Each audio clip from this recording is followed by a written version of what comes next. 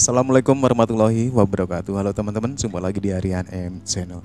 Oke, buat teman-teman yang klik video ini, saya harapkan mudah-mudahan teman-teman masih dalam kondisi sehat walafiat. Baik, di kesempatan kali ini saya akan mengajak teman-teman untuk melihat sebuah video yang saya ambil dari miliknya Amanda Channel dengan judulnya Pejabat Malaysia akui bahwa TNI lebih disegani di kawasan daripada tentara Malaysia. Oke, seperti apa pembahasan dalam video ini kita akan coba lihat. Tapi jangan lupa silakan teman-teman dukung channel ini dengan cara like juga subscribe. Demikian juga Amanda Channel ya, silakan dikunjungi dan jangan lupa di subscribe juga.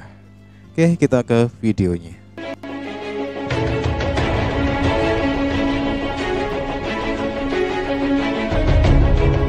Halo friend, kembali lagi di Amanda Channel.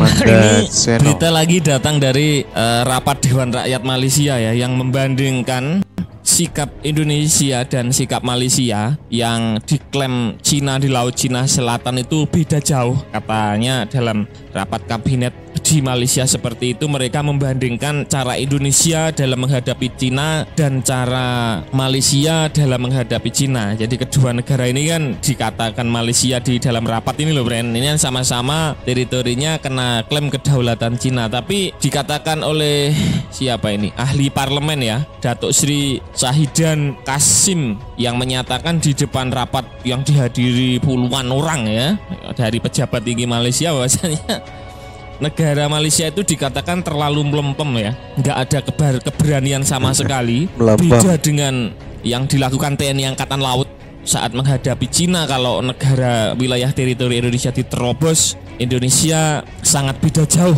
ya perlakuannya ya.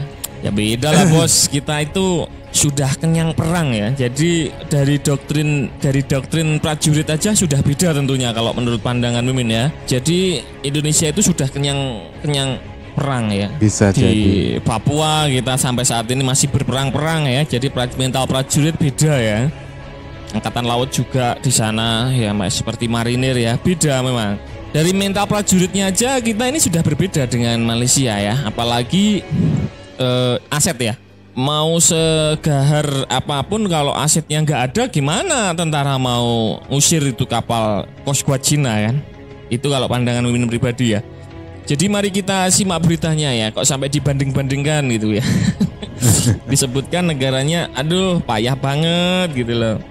1 tahun teritori Malaysia diobok-obok ya, di betting petinggi Ali ya, tanpa ada perlawanan ya. Ini membuat ahli parlemen gusar ini. Sampai-sampai ya disampaikan dalam rapat di DPR Malaysia. Nah usut punya usut, Datuk Sri Shahidan namanya, mendesak pemerintah mengambil pendekatan yang lebih tegas terhadap masalah di perairan nasional, khususnya di betting petinggi Ali ya, yang hari-hari terus disanggongi Cina. Terus sana itu Petronas saja ngebor sampai nggak nyenyak ini. Pak Dokmat gimana nih Pak Dokmat, kira-kira kalau ada usul kayak gini gitu loh. Hal itu diungkapkannya saat menyela debat roll up RMK 12 yang dilakukan Wakil Menteri Luar Negeri Datuk Muhammad Alimin. Shahidan menegaskan tidak ada perundingan yang tepat mengenai persoalan klaim perairan nasional di Laut Cina Selatan karena itu adalah hak Malaysia ya. Jadi ini menyemprot Pak PM Anwar Ibrahim ya. Jadi kalau urusan teritori itu jangan ada perundingan gitu loh. Mereka datang dari Hainan melewati Filipina dan Vietnam dan terus duduk di sana atau di betting petinggi Ali. Kapalnya ada di sana dan mereka terus menuntut ya. Pertanyaannya, bukan pada negosiasi atas tuntutan, ini bukan hak, ini invasi, tegasnya seperti itu. Kapal mereka penjajah besar, kapal kami kecil. Jika terjadi sesuatu, selamat tinggal bungaku, kata seorang ahli parlemen ya. Bapak tersebut juga mengecam sikap Malaysia yang sering mengirimkan surat protes jika terjadi invasi. Orang-orang tidak akan membiarkan kami mengganggu, kami mengirimkan nota diplomatik. Dia berada di betting petinggi Ali sepanjang waktu dari tahun 2013 sampai sekarang. Wow. Sementara itu, Shahidan juga menyatakan skenario kapal Malaysia menghadapi agresi asing sangat berbeda dengan skenario Indonesia ya. Ini ya poinnya dari berita ini yang Mimin sampaikan. Jadi Indonesia dan Malaysia itu beda dalam menerapkan perlawanan kepada Cina, mereka tidak bisa sembarangan dan menjadi hama di Indonesia. Dia penyusup dikejar, ditembak dengan jet udara, seperti itu. Dia hanya datang ke Malaysia, kalau kita kejar mereka akan keluar dalam sekejap dan akan kembali lagi. Katanya kayak begitu. Kasihan banget ya Bapak ini sampai-sampai membanding-bandingkan gitu ya. Kami memantau tindakan kami, kapal satu, kapal kita satu, kapal kita kecil, kapalnya besar, kalau terjadi apa-apa selamat tinggal, seperti itu. Dia meminta Wisma Putra menyatakan apa yang harus dilakukan untuk mengusir dan mencegah invasi tersebut. Saat itu Wamenlu sepakat dengan Arau untuk memperbanyak proses penegakan wilayah perairan dan nasional dari segala invasi ya. Tetapi saya ingin memastikan bahwa ini adalah upaya bersama dari semua lembaga penegak hukum di negara Malaysia. Sebelumnya, Muhammad Alimin menegaskan Malaysia tidak pernah mengakui negara-negara Laut Cina Selatan termasuk Cina ya.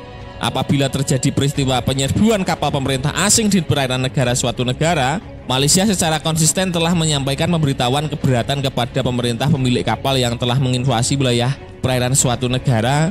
Tindakan itu diambil sesuai dengan hukum Malaysia. Ya terapkan aja, nggak usah takut-takut ya. Coba kalau ada kapal Cina di beting-betinggi Ali ditembak gitu ya, sesekali ya, barangkali berani ya. Sampai-sampai mereka heran kalau di Indonesia itu nggak pernah kapal Cina masuk Indonesia, itu jarang-jarang, herannya mereka seperti itu. Tapi mereka kalau masuk Malaysia kok sering amat gitu kan. Itulah poinnya dari berita ini yang dikutip dari Airtime ini ya Bren. Oke teman-teman ya, demikian sebuah video dari Amanda Channel. Berbicara tentang Laut Selatan memang sampai sekarang masih terus memanas.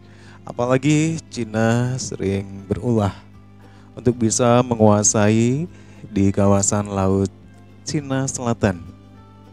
Dan lagi akhir-akhir ini Cina membuat satu peta baru ya di Laut Cina Selatan yang menurut negara-negara yang punya teritorial terhadap Laut Cina Selatan seperti negara-negara di Asia Tenggara, Indonesia, Filipina, Malaysia, dan juga Brunei itu merasa dirugikan karena peta baru yang dibuat oleh Cina.